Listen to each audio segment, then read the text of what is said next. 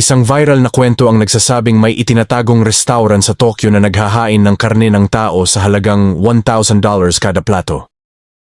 Pero ano ang mangyayari kapag nagsanib ang pinakakakilabot na tsismis sa internet at ang realidad? Noong 2019, nagulat ang buong mundo sa isang istoryang tila hango sa pelikula ng katatakutan. Isang restaurant sa Tokyo na tinawag na Edible Brother, di umano'y naghahain ng karne ng tao. Mga putahe tulad ng virgin ribs at fillet of sister ang kumalat. Pero paano nga ba nagsimula ang nakakasindak na kwentong ito? Ang totoo, isa itong satire. Isang recycled na joke article mula 2016, puno ng maling baybay at pekeng batas, ang nagdulot ng panic.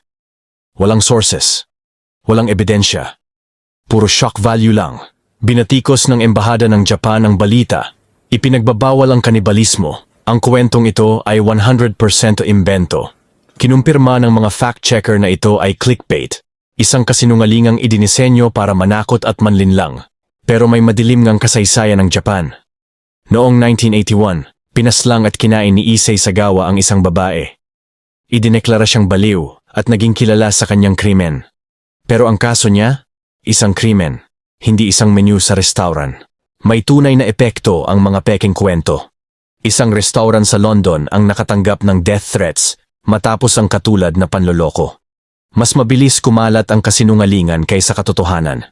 At ikaw? Bahagi ka ng solusyon. Sa susunod na makakita ka ng istoryang sobrang wild para paniwalaan, huminto. I-fact check. Magbahagi ng tama.